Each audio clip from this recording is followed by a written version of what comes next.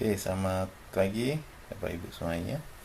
Hari ini saya akan beritahukan mengenai ringkasan dari pertemuan kelima yang akan kita bahas besok pagi ya. Pertemuan kelima ini kita bahas mengenai analisis keuangan dalam bisnis. Nah, ini kalau udah ngurus-ngurus uang ini yang biasanya yang paling menyenangkan. Oke, nah pentingnya analis keuangan ini kenapa? Karena jalannya sebuah perusahaan mau sukses mau enggak itu biasanya dilihat dari segi keuangannya. Nah, jadi kesehatan finansial yaitu analis keuangan yang memungkinkan sehingga mangku kemungkinan kepentingan bisa melihat dari likuiditas, probabilitas, probabilitas dari bisnis secara efektif. Jadi finansial itu harus sehat. Nah, kalau finansial tidak sehat, maka otomatis dari jalannya produksi, jalannya mekanisme pemasaran, ya, semuanya tidak akan berjalan dengan efektif. Biasanya ya itu kita harus menyediakan minimal 6 bulan gaji. Ya, 6 bulan gaji harus kita selalu tersedia sebagai dana safe namanya. Dana yang kita gunakan supaya kalau terjadi apa-apa perusahaan kita masih bisa aman selama 6 bulan tersebut. Nah, kemudian di sini ada namanya identifikasi resiko. Dengan analisis yang mendalam itu sehingga yang punya perusahaan itu bisa mengidentifikasi potensi resiko yang mungkin akan dihadapi oleh perusahaan. Contohnya, soalnya saya paling suka kalau ada contohnya gitu. Kadang kalau terlalu teoritis itu nggak ngena gitu. Oke, tapi besok pagi kita kuliah akan saya berikan contoh yang lebih banyak lagi ya. Nah, contohnya kayak kemarin ini kena COVID. Maka perusahaan itu kan tidak bisa memperkirakan.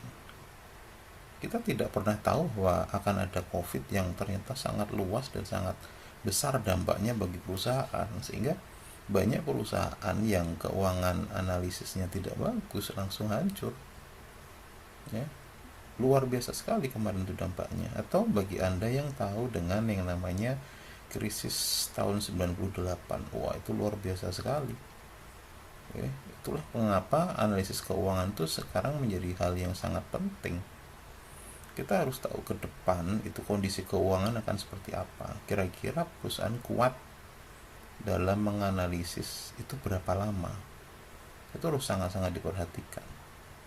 Nah, sehingga kemudian keputusan strategis yaitu informasi dari analis keuangan itu akan berkontribusi sangat kuat dalam membuat keputusan manajemen. Contohnya, kita mau melakukan promosi.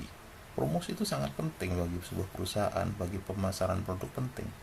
Cuman kira-kira kita harus bisa menganalisis apakah promosi itu kita perlu melakukan di sebuah televisi atau promosinya kita cukup promosi door to door, atau promosi kita bisa dengan di radio misalnya, karena biaya promosi itu sangat besar. Kita harus mempertimbangkan antara keuangan yang kita keluarkan dengan dampak yang kita bisa dapatkan dari investasi keuangan tersebut ya. Nah, tujuan dari analisis keuangan itu otomatis dari sebagai penilaian biaya. Jadi untuk evaluasi biaya untuk memastikan agar uang itu digunakan secara optimal dan efisien. Optimal dan efisien, nah itu kuncinya. Kemudian untuk proyeksi pendapatan, jadi untuk membantu dalam meramalkan pendapatan yang realistis. Jadi sebaiknya dalam rangka ekspansi atau dalam rangka evaluasi, dalam rangka kedepannya kita harus sudah ada rencana ke depan tuh mau seperti apa, visi ke depan yang mau kita capai apa, misi yang kita capai apa, perlu uang berapa dalam membutuhkan itu yang biar kita bisa mewujudkannya itu butuh uang berapa, itu harus real kita hitung benar-benar ya, karena dampaknya dari analis keuangan itu akan berpengaruh strategis untuk jangka panjang kita. Nah, komponen utama dari analisis keuangan itu adalah pertama adalah laporan arus kas. Laporan arus kas ini menggambarkan aliran kas dari yang masuk dan dari yang keluar. Penting untuk menilai bahwa likuiditas dan kelangsungan usaha itu perlu dijaga. Contohnya di kampus kita nih, kampus Atma Luhur ini, banyak juga mahasiswa yang masih ngutang jadinya, ngeredit. Betul, di kita ada yang namanya pembayaran flat, jadi pembayaran per bulan ada. Tapi kita juga tetap harus memperhitungkan antara pengeluaran sama masukan. Oleh karena itu kadang kita untuk menjaganya, kadang kita untuk membuat sebuah peraturan yang mungkin terkesan berat untuk mahasiswa. Karena apa? Karena mahasiswa yang belum membayar sampai UTS nanti tidak diperbolehkan untuk mengikuti UTS sampai mereka membayar dulu. Itu sebuah keputusan berat, tapi tetap harus dilakukan karena kita harus mempertahankan arus kas itu berjalan dengan bagus. Kemudian laporan laba rugi itu menampilkan kinerja keuangan dengan memaparkan pendapatan dan biaya sehingga mengindikasikan profitabilitas dari perusahaan. Nah, kemarin kampus kita membangun sebuah gedung sampai 2 miliar. Itu juga harus dihitungkan, itu sebagai analis keuangan. Harus diketahui membangun gedung itu ruginya berapa, labanya berapa, ke depan mau bagaimana. Itu harus dihitung benar-benar. Ya. Kemudian ada neraca, itu menyajikan posisi keuangan pada waktu tertentu, mencakup aset, kewajiban, dan ekuitas dari pemegang saham. Nah, proyeksi pendapatan. Metode proyeksi itu dapat dibuat dengan menggunakan metode analisis regresi atau teknik time series. Jadi bisa menggunakan regresi atau time series dari proyeksi pendapatannya. Dilihat itu, jadi tahun 2020 berapa, tahun 2021 berapa, 2022 berapa, 2023 berapa. Biasanya 5 tahunan tuh dihitung untuk time series, 5 tahunan dihitung proyeksinya kemana ke depan, lebih bagus atau lebih jelek ya. Jadi kita bisa melihat ke depan mau seperti apa. Kemudian dari data historis, jadi analis data historis itu bisa membantu untuk menentukan tren yang ada dan menginformasikan asumsi untuk proyeksi ke depan seperti apa historis, karena biasanya historis itu berulang. Jadi ya kayak contohnya sekarang motor yang disukai itu yang futuristik tuh, tapi suatu saat nanti ke depan bisa jadi yang disukai itu motor yang kayak zaman dulu, kayak motor-motor Harley zaman-zaman dulu, motor CB 700 ya, mungkin yang senang-senang barang-barang klasik seperti itu mungkin terjadi. Oke, kemudian proyeksi pendapatan itu untuk perkiraan pasar. Jadi menggunakan riset pasar dan analisis kompetensi relevan untuk memperkuat dari akurasi proyeksi pendapatan bisnis. Nah, kemudian proyeksi biaya, ada biaya tetap dan variabel. Memahami perbedaan antara biaya tetap dan variabel. Nah, ini nanti besok saya jelaskan beserta contohnya. Kemudian metode penghitungan melibatkan penggunaan metode estimasi yang akurat berdasarkan data operasional sebelumnya. Kemudian ada analisis sensitivitas, yaitu menerapkan analisis sensitivitas untuk memahami bagaimana perubahan biaya mempengaruhi proyeksi total, serta keputusan strategis.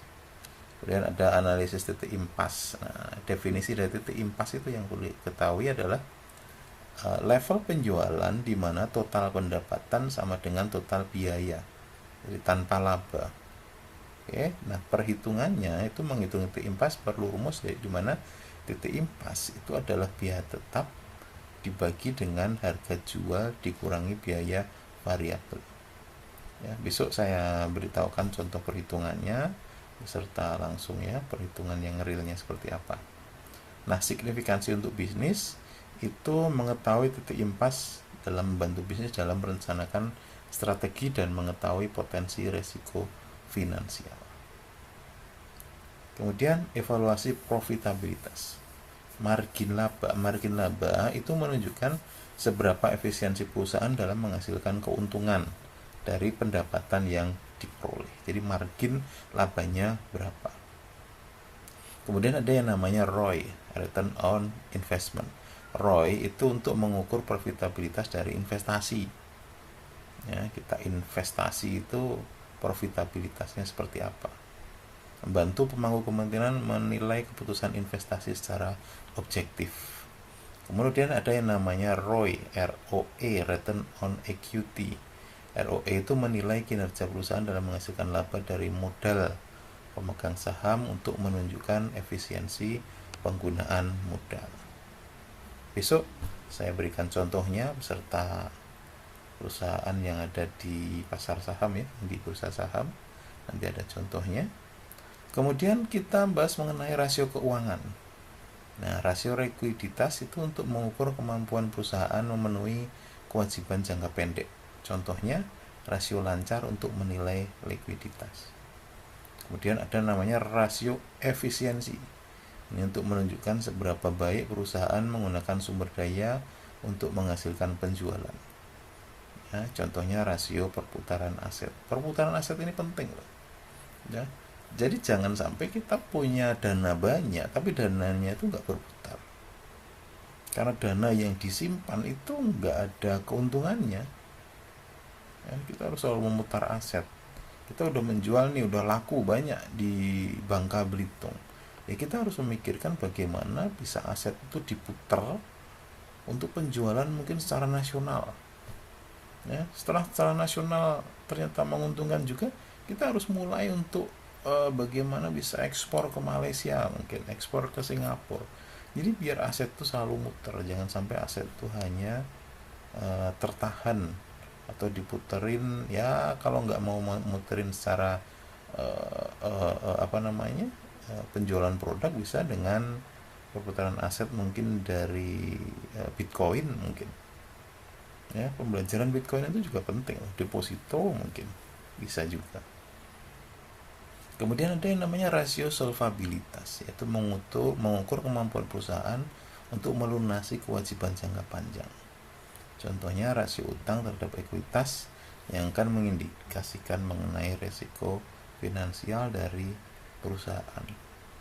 Terus ada namanya pengaruh variabel eksternal. Jadi kondisi ekonomi itu adalah fluktuasi ekonomi makro seperti inflasi dan pengangguran dapat secara signifikan mempengaruhi proyeksi keuangan perusahaan. Ya, inflasi itu kadang bagus, kadang nggak bagus. Ya, inflasi itu kan menandakan bahwa banyak masyarakat yang membeli barang, gitu loh. Kalau deflasi itu menandakan bahwa masyarakat menyimpan uangnya, jadi mereka milih-milih untuk membelanjakan. Ya, tapi kalau inflasi yang terlalu tinggi itu nggak bagus. Tapi kalau nggak ada inflasi, terlalu tinggi deflasi juga sangat tidak bagus. Karena artinya banyak produk-produk yang dijual yang nggak laku, nggak dibeli oleh masyarakat. Nah itu namanya deflasi. Ya, kemudian ada regulasi pemerintah. Karena ada banyak hal yang dilakukan pemerintah, ya contohnya peraturan pemerintah itu yang jelas akan mengubah biaya operasional. Contohnya kayak sekarang kita bisa mengekspor kelapa sawit ke Malaysia, bisa, tapi dengan aturan yang baru lagi, ya itu ternyata sawit harus diolah dulu baru bisa dijual. Otomatis biaya operasional berubah lagi. Ya, kemudian atau mungkin peraturan pemerintah yang dimana pertambangan itu harus memperlihatkan harus ada reboisasi.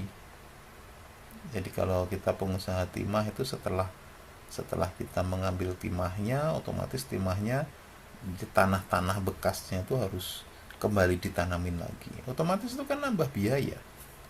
Nah, hal-hal seperti itu akan berpengaruh sekali dengan kondisi keuangan dari perusahaan. Yang zaman dulu itu orang ngambil timah ya udah selesai tinggal. Kalau sekarang nggak bisa. Dengan regulasi pemerintah yang baru, kita boleh membuka lahan, itu banyak syaratnya. Tidak boleh di hutan lindung, tidak boleh di kawasan industri, tidak boleh di kawasan perumahan, tidak boleh di bibir pantai, banyak peraturannya. Oke, kemudian variabel lain seperti persaingan di pasar. Nah, tingkat persaingan yang tinggi itu bisa mendesak perusahaan untuk menyesuaikan proyeksi pendapatannya agar tetap kompetitif. Nah, makanya persaingan di pasar itu kadang kita, contohnya kayak kampus kita nih. Kampus Atma Luhur ini kan kampus swasta.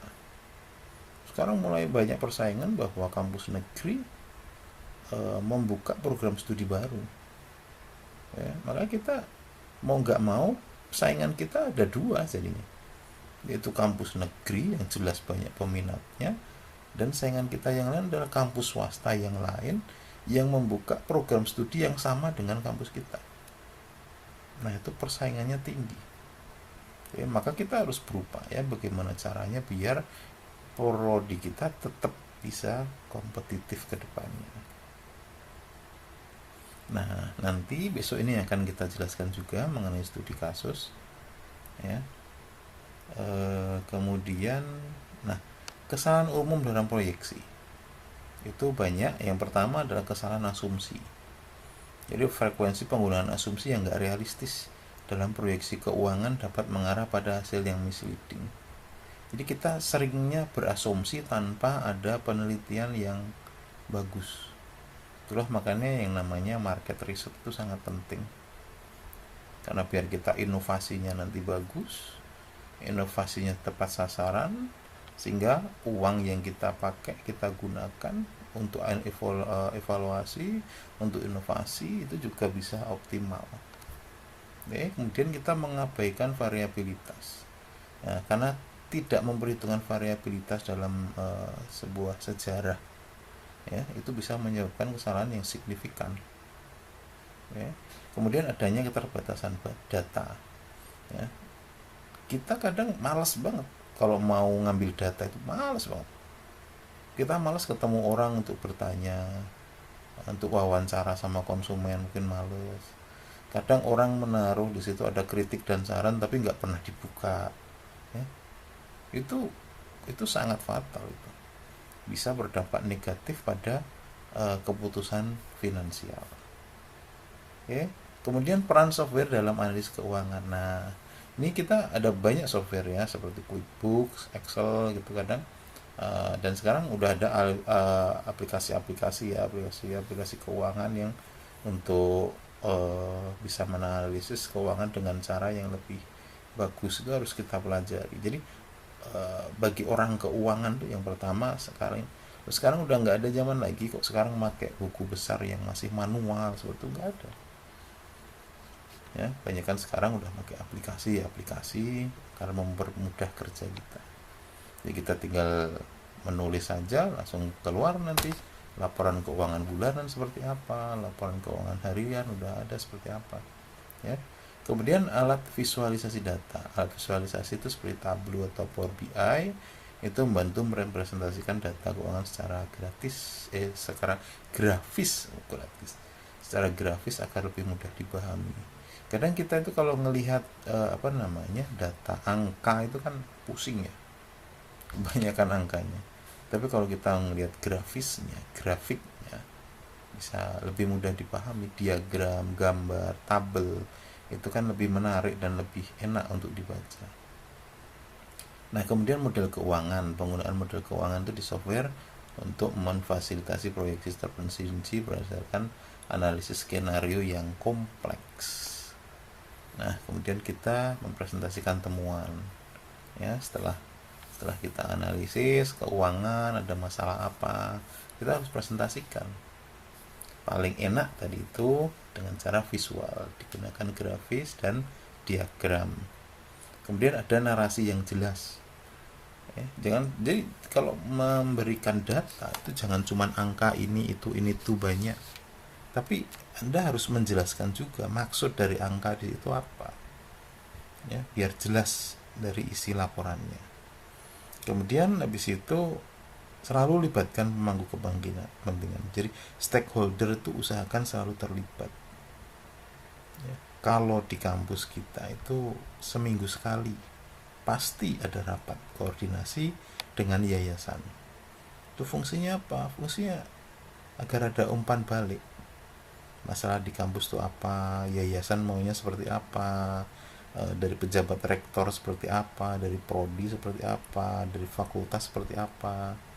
Itu jadi intinya adalah komunikasi.